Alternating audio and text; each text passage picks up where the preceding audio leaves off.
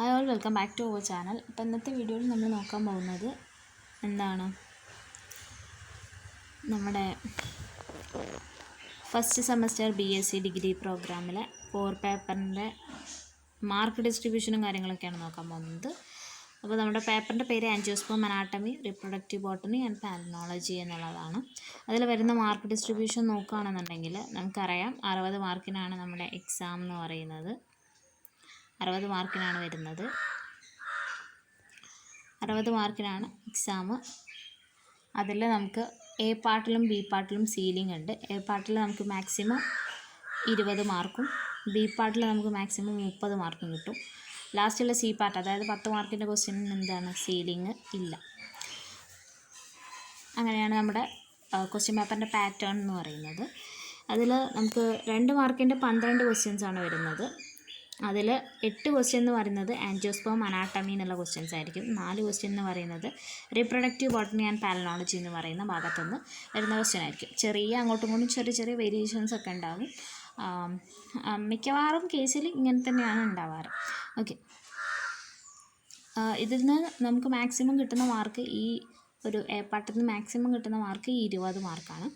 പിന്നെ വരുന്നത് എന്താണ്, നമ്മുടെ 5 മാർക്കിൻ്റെ ക്വസ്റ്റ്യൻ. 5 മാർക്കിൻ്റെ ക്വസ്റ്റ്യൻ എന്ന് പറയുന്നത് 5 മാർക്കിൻ്റെ 7 ക്വസ്റ്റ്യൻസ് ആണ് ചോദിക്കുന്നത്. അതിൽ 4 ക്വസ്റ്റ്യൻ പ്ലാന്റ് അനാട്ടമിന്നും 3 question reproductive botany and palynology എന്നുമാണ് വരുന്നത്. അതിൽ നമുക്ക് മാക്സിമം കിട്ടുന്ന സ്കോർ എന്ന് പറയുന്നത് എത്രയാണ്, 30 മാർക്കാണ്.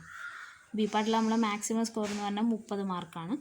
പിന്നെ വരുന്നതാണ് എന്ത്, നമ്മുടെ സി പാർട്ട് 10 മാർക്കിൻ്റെ ക്വസ്റ്റ്യൻ. 10 മാർക്കിൻ്റെ ക്വസ്റ്റ്യൻ 2 ക്വസ്റ്റ്യൻസ് ഉണ്ടായിരിക്കും. അല്ല, ഏതെങ്കിലും ഒരെണ്ണം മാത്രമേ നമ്മൾ എഴുതാൻ പറ്റുള്ളൂ. മറ്റേതിൽ നമുക്ക് എന്ത് ചെയ്യാം, 2 മാർക്കിൻ്റെ 12 ക്വസ്റ്റ്യൻ ഉണ്ടെങ്കിൽ 12 ക്വസ്റ്റ്യനും നമുക്ക് എഴുതാം. അതുപോലെ തന്നെ 5 മാർക്കിൻ്റെ 7 ക്വസ്റ്റ്യൻ ഉണ്ടെങ്കിൽ ആ 7 ക്വസ്റ്റ്യനും നമുക്ക് എഴുതാം. പിന്നെ വരുന്നതാണ് എന്താ, 10 മാർക്കിൻ്റെ 2 ക്വസ്റ്റ്യൻസ് ആണ് ഉണ്ടാവുക. അതിലേതെങ്കിലും ഒരെണ്ണം എഴുതിയാൽ മതി. അതിലൊരു ക്വസ്റ്റ്യൻ എന്ന് പറയുന്നത് ആൻജിയോസ്പേം അനാട്ടമി എന്നും ഒരു ക്വസ്റ്റ്യൻ എന്ന് പറയുന്നത് റിപ്രൊഡക്റ്റീവ് ബോട്ടണി ആൻഡ് പാലിനോളജി എന്നാണ് എന്ത്, ആ ഒരു ക്വസ്റ്റ്യൻസ് വരുന്നത്. ഓക്കെ, ഇനി നമുക്ക് ജസ്റ്റ് ഒന്ന് സിലബസിലേക്ക് ഒന്ന് കിടക്കുകയാണെന്നുണ്ടെങ്കിൽ, അല്ല അതിൻ്റെ മുന്നേ നമുക്ക് ജസ്റ്റ് എത്ര മാർക്കാണോ ഓരോ ഭാഗത്തു നിന്ന് നോക്കാം. അപ്പോൾ പ്ലാന്റ് അനാട്ടമിന്ന് ടോട്ടൽ 46 മാർക്കിനാണ് ക്വസ്റ്റ്യൻ വരുന്നത്. അപ്പോൾ ഏറ്റവും കൂടുതൽ പ്രയോറിറ്റി കൊടുക്കേണ്ടത്, കുറച്ചുകൂടെ മുൻതൂക്കം കൊടുക്കേണ്ടത് ഏതിനാണ്, പ്ലാന്റ് അനാട്ടമി എന്ന് പറയുന്ന ആ ഒരു പോർഷനാണ്. പിന്നെ റീപ്രൊഡക്റ്റീവ് ബോട്ടണി ആൻഡ് പാലിനോളജി, അതിൽ നിന്ന് ഏകദേശം 33 മാർക്കിനാണ് ചോദിക്കുന്നത്. നിങ്ങൾ വിചാരിക്കും ഈ 46ഉം 33ഉം കൂട്ടിയാൽ 60ൻ്റെ മേലുണ്ടല്ലോ. അത് സീലിംഗ് വരുന്നതുകൊണ്ടാണ് ഇങ്ങനെ ഒരു, നമ്മൾ രണ്ടും കൂടി കൂട്ടുമ്പോൾ കുറച്ച് കൂടുതൽ കാണുന്നത്. കറക്റ്റ് 60 മാർക്കേ നിങ്ങൾക്ക് കിട്ടുള്ളൂ. മാക്സിമം 60 മാർക്കേ കിട്ടുള്ളൂ, അതിൽ കൂടുതൽ കിട്ടില്ല. ഓക്കെ, ഇപ്പോൾ എ പാർട്ടിലാണെങ്കിൽ മാക്സിമം 20 കിട്ടും. പക്ഷേ 24 മാർക്കിൻ്റെ ഒക്കെ ക്വസ്റ്റ്യൻ ഉണ്ട്. പക്ഷേ മാക്സിമം നമുക്ക് അവിടെ നിന്ന് എന്താ കിട്ടുക, 20 മാർക്കാണ് കിട്ടുക. അതേപോലെ എന്താണ്, ബി പാർട്ടിൽ മാക്സിമം നമുക്ക് എന്താണ്, മാക്സിമം നമുക്ക് 30 മാർക്കേ കിട്ടുള്ളൂ. 35 മാർക്കിൻ്റെ ക്വസ്റ്റ്യൻ അവിടെ ഉണ്ട്. ഓക്കെ, അതുകൊണ്ടാണ് ഈ ഒരു മാർക്കിൽ വരുന്ന ഒരു ഡിഫറൻസ് എന്ന് പറയുന്നത്. അപ്പോൾ 46 മാർക്ക് പ്ലാന്റ് അനാട്ടമിന്നും റീപ്രൊഡക്റ്റീവ് ബോട്ടണിന്ന് ഏകദേശം 33 മാർക്കിൻ്റെ അടുത്താണ് വരുന്നത്. അപ്പോൾ പ്ലാന്റ് അനാട്ടമി അത്യാവശ്യം നന്നായിട്ട് പഠിച്ചു കഴിഞ്ഞാൽ അത്യാവശ്യം നന്നായിട്ട് സ്കോർ ചെയ്യാനായിട്ട് പറ്റുമെന്ന് മനസ്സിലാക്കാം. എന്ന് കരുതിയിട്ട് റീപ്രൊഡക്റ്റീവ് ബോട്ടണി നോക്കാതെ പോകരുത്. നമ്മളിപ്പോൾ ജസ്റ്റ് പാസ്സാവുക എന്നുള്ളതിനേക്കാൾ ഉപരിയായിട്ട് നമ്മുടെ മാർക്കിന് വലിയ ഇമ്പോർട്ടൻസ് ഉണ്ട്. കാരണം ഇതൊരു കോമ്പറ്റീറ്റീവ് എക്സാമോ അങ്ങനത്തെ കാര്യങ്ങളൊന്നുമല്ല.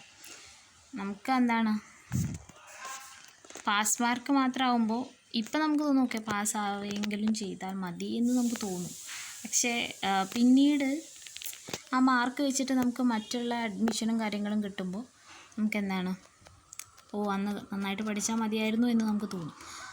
അങ്ങനത്തെ ഒരു അവസ്ഥ ഉണ്ടാക്കണ്ട, മാക്സിമം പഠിച്ചു പോകും. ഓക്കെ, അപ്പോൾ അത്രയാണ്. പിന്നെ ഇനി നമുക്ക് ജസ്റ്റ് ഒന്ന് സിലബസ് ഒന്ന് നോക്കാം. സിലബസ് നോക്കുമ്പോൾ സിലബസിൽ എന്താണ്, പ്ലാന്റ് അനാട്ടമിയിൽ വരുന്ന ഭാഗങ്ങൾ നമുക്ക് നോക്കാം. പ്ലാന്റ് അനാട്ടമിയിൽ സെൽ വാൾ വരുന്നുണ്ട്. അതിൻ്റെ സ്ട്രക്ചറും ഡെവലപ്മെൻറ്റും ഗ്രോത്തും സെൽ വാൾ മെറ്റീരിയൽസൊക്കെയാണ് ആദ്യത്തെ ഒരു പോർഷൻ. പിന്നെന്താണ് non living inclusion. Non living ഇൻക്ലൂഷൻ്റെ വീഡിയോ ഞാൻ ഓൾറെഡി ചെയ്തിട്ടുണ്ട്. നിങ്ങൾ കണ്ടിട്ടില്ല എന്നുണ്ടെങ്കിൽ ജസ്റ്റ് ഒന്ന് കണ്ടു നോക്കാം. പിന്നെ വരുന്നതാണ് ടിഷ്യൂസ്. ടിഷ്യൂസിൽ മെരിസ്റ്റമാറ്റിക് ടിഷ്യൂസ് ഉണ്ട്. പിന്നെന്താണ്, ഇതൊക്കെ എളുപ്പമുള്ള ഭാഗങ്ങളാണ് ഏറെക്കുറെ. അതുപോലെ തന്നെ മെച്യൂർ ടിഷ്യൂസ്. മെച്യൂർ ടിഷ്യൂസൊക്കെ എസ്സേയിലൊക്കെ വരാറുണ്ട്, 5 മാർക്കിൻ്റെ ക്വസ്റ്റ്യൻസിലൊക്കെ വരാറുണ്ട്. അതൊക്കെ എളുപ്പമുള്ള ഭാഗങ്ങൾ തന്നെയാണ്. പിന്നെ വാസ്കുലാർ ബണ്ടിൽസ്, പിന്നെ റൂട്ടിൻ്റെ സ്റ്റെമ്മിൻ്റെ ലീഫിൻ്റെയും പ്രൈമറി സ്ട്രക്ചർ, പിന്നെ നോർമൽ സെക്കൻഡറി ഗ്രോത്ത്, ഡൈക്കോട്ട് സ്റ്റെമ്മിലെയും ഡൈക്കോട്ട് റൂട്ടിലെയും നോർമൽ സെക്കൻഡറി ഗ്രോത്ത്. പിന്നെ വരുന്നത് എന്താണ്, extra stelar thickening. Extra stelar secondary thickening സ്റ്റെമ്മിലും റൂട്ടിലും ഉള്ള. പിന്നെ വരുന്നതാണ് അനോമല സെക്കൻഡറി ഗ്രോത്ത്. അതിൽ ബൊറാവിയ ഉണ്ട്, ബിഗ്നോണിയ ഉണ്ട്, ഡ്രസിയ ഉണ്ട്. അപ്പോൾ അത്രയാണ് നമുക്ക് ആ ഒരു ഭാഗത്ത് വരുന്നത്. പിന്നെ നമ്മുടെ പ്ലാന്റ് അനാട്ടമിയിൽ ആ ഭാഗമാണ് വരുന്നത്. പിന്നെ റീപ്രൊഡക്റ്റീവ് ബോട്ടണി ആൻഡ് പാലനോളജിയിൽ നമുക്ക് എന്താണ്, ആൻജിയോസ്പേം എംബ്രയോളജിനെ കുറിച്ചിട്ടുള്ള ഡീറ്റെയിൽസ് ഇന്ത്യൻ എംബ്രയോളജിസ്റ്റുമായി ബന്ധപ്പെടുത്തിയിട്ട്. പിന്നെന്താണ് മൈക്രോസ്പോറോജെനസിസ്, മെഗാസ്പോറോജെനസിസ്. അതിൽ തന്നെ പല ടൈപ്പുകൾ, പോളിഗോണൺ ടൈപ്പ്, ആലിയം ടൈപ്പ്, അഡോക്സ ടൈപ്പ്, അതൊക്കെ നമുക്ക് നോക്കാനുണ്ട്. പിന്നെ വരുന്നതാണ് ബാരിയേഴ്സ് ഓഫ് ഫെർട്ടിലൈസേഷന്. പിന്നെ ഡൈക്കോട്ട് എംബ്രയോ, സിപ്സെല്ല ടൈപ്പും മോണോക്കോട്ടിൽ സജിറ്റേറിയ ടൈപ്പ് ഡൈക്കോട്ട് എംബ്രയോ. പിന്നെ പാലനോളജിയിൽ പോളൻ മോർഫോളജി നോക്കാനുണ്ട്. അതിൻ്റെ structure, shape, apertural morphoforms, extern ornamentation, pollen allergy, economic and taxonomic importance. ഇത്രയും ഭാഗങ്ങളാണ് നമുക്ക് എന്ത് ചെയ്യുന്നത് ആ ഒരു പേപ്പറിൽ പഠിക്കാനുള്ളത്. അപ്പോൾ അതിൻ്റെ ക്വസ്റ്റ്യൻ പേപ്പർ ജസ്റ്റ് ഒന്ന് നമുക്കൊന്ന് ഡിസ്കസ് ചെയ്യാം.